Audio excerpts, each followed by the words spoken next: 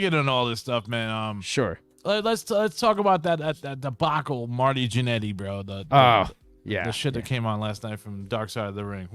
Dude? His foot. Oh my God, man. I mean, look, I don't watch that program. It's no surprise that I'm not a fan of the program. I've talked about it here to no end. That I'm not a fan of the program. I feel that number one, it digs up a lot of unnecessary heat.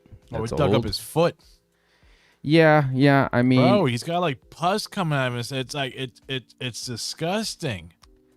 I mean, I think there's a variety of reasons why. Probably poor lifestyle choices. Drug abuse, which is also associated with that, and just really not prioritizing your fucking health. Shawn Michaels blessed him in a church in holy water.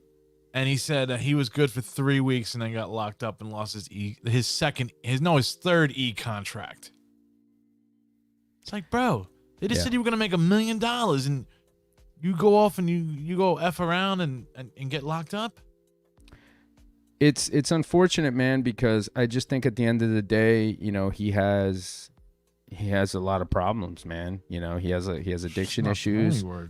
It's something that that's really, really difficult to get over, man. And no amount of money, no amount of blessing, no amount of anything. I mean, you talk about Shawn, I had caught one of the clips from it on Twitter, or X, excuse me. X gonna give it to you. CM Punk's Twitter. Yeah, apparently, right? So, or D-Generation X's Twitter. Oh, yes, they'll take it over. That's fucking Hunter's Twitter. But it's like they talk about that part where they got into the fight in the hotel room, and then Shawn pushes Marty out the window, and it's kind of interesting, if that is in fact true. And the chick telling the story, bro, she used to be some hot piece of valet, but then you see her now, she got like her bottom teeth are black from smoking meth and crack, and it's like, bro, you were smoking when you were in the 80s. I think it's really more of a cautionary tale than anything else. And it's just really, really unfortunate. And it's kind of interesting how Shawn, allegedly pushed Marty through this window. They get into a fight. Then Marty beats the shit out of him. Only on the first floor, though, luckily. Luckily, it was on the first floor. And then, not long after, Shawn kicks Marty through a window on TV. So it's kind of interesting how... irony. Vince McMahon. You probably told Vince that story. Vince was like, I got you, pal. Don't worry about it. Yeah. How the reality kind of paralleled the fantasy aspect of it. But, it's it makes you wonder. More importantly, I think it's just it's a sad situation above all else, I think, with Marty Jannetty. And again, more of a cautionary tale. I know that there was some marks online talking about Brutus Beefcake, mentioning how Marty and Shawn would H-bomb girls, and they would drug them and have their way with them and all that stuff. Yeah. It depends what you want to believe. It depends how you want to feel. I, for one, personally, not even because I'm a Shawn Michaels fan, but like, I don't think Shawn had trouble getting girls. Let's just put it that way. Who would have thought Brutus Beefcake would be Me Tooing somebody? Well, I mean, look, dude, everybody's desperate for attention. Everybody's desperate for a click. No pun intended there. So Beefcake's wifey there, bro. Mm-hmm. Yeah. She's like, I'll flash you, Marty, but I got microphones on. Yeah. That's classy people. I don't know who she is, man, but she looked like she was a piece of hot tail, bro, back in the day. Yeah, and I'm sure a lot of these women were, but, unfortunately, drugs catch up with people. And I thought it was Missy Hyatt at first. When I first I didn't even watch it. But I can only imagine based on what you said. The few clips that I did catch on X. They did talk about the angle of the murder angle. Yeah, what was that about? That's he said it was a wrestling angle, but he said it was partially reality because it was the guy he was buying weed from when he was a teenager working at a bowling alley tried to grab his schnizzazz, and he pushed him off and got out of the car. But in the wrestling angle, he cracked him with a rock over the head and hit him in the right spot in the temple and killed him. And then somebody helped him burn the body. That was the wrestling angle. I got to be honest. It's kind of hard to believe any of this, especially when it's coming from the mouth of Marty Jannetty. The cops went looking. Of course. I mean, of course, man. You know, and I think any cop that does their job is going to do that. You know what I'm saying? So I don't know who's this Watson Cholo or whatever. Cholo? You mean Chloe Watson? I don't know, but I don't know who Chloe Watson is, but hello, Chloe Watson. Thank you for watching the show. D-Rod has a hard time reading shit. It's okay. It's all right. Don't worry about it. Dyslexia kicks in, brothers. It happens. But yeah, I'm just not a fan of these types of shows. I'm sure for the kind of people that enjoy it, it's great. But you know, for those people who did watch it, it should serve as a cautionary tale. You know, Marty Jannetty literally had the world by the balls. Yes, sir. And just 3 times chose to ruin it every single chance that he got, and was given chance after chance, was forgiven, and even by the Lord. Yeah. And hey, man, to some people that really means a lot. It does. But it's just unfortunate, and I just think at the end of the day, his demons continue to catch up with him. Unfortunately and fortunately, as a result of this program, there's probably going to be a boost in his indie date appearances, and you know, once he gets that foot fungus thing fixed, bro, his foot is like the size of a grapefruit.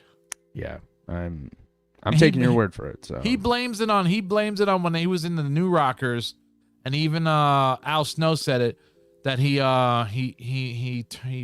popped his ankle or something in the ring, and ever since then his ankle's been jacked up.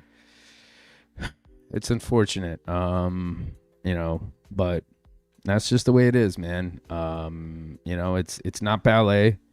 You're gonna get hurt in there, but again, especially if you're messed up.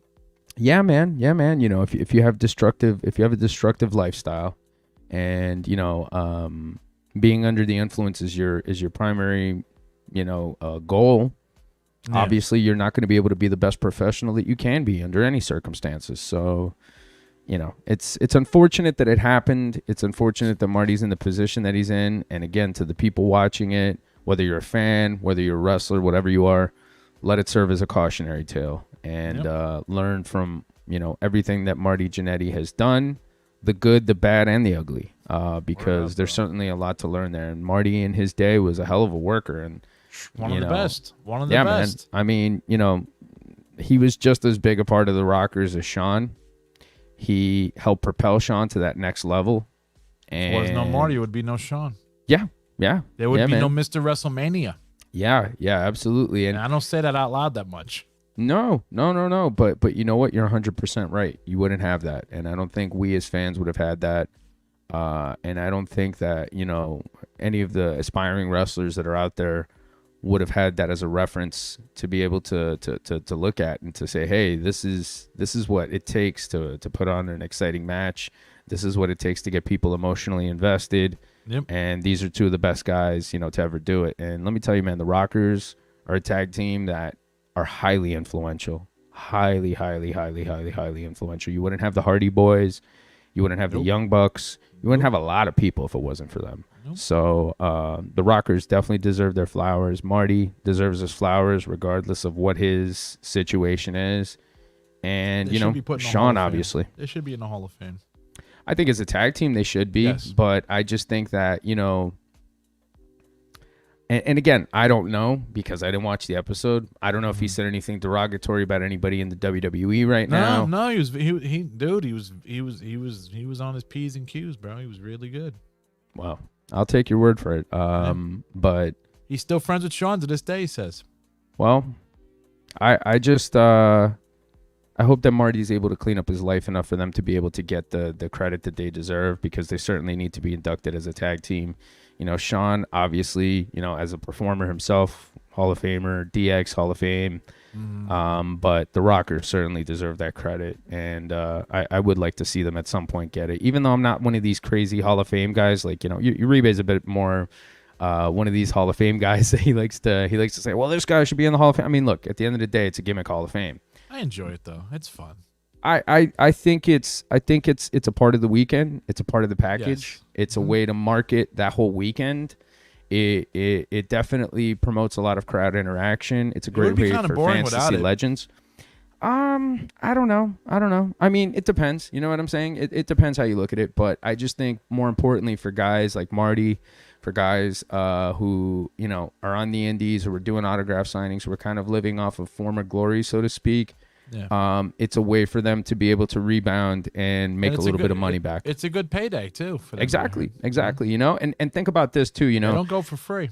Now you go to an autograph signing. Let's say you go to WrestleCon. You can throw on their WWE Hall of Famer, and that'll increase your rate. You know? Yeah, and people are gonna want to look at it. Some people might want to kiss it. You know, we don't know. I mean, you know, marks are a strange breed there, but you know, at the end of the day, I think it's helpful to guys that need that extra boost, and I think Marty is in a position where he could use that extra boost. Yeah, no, exactly.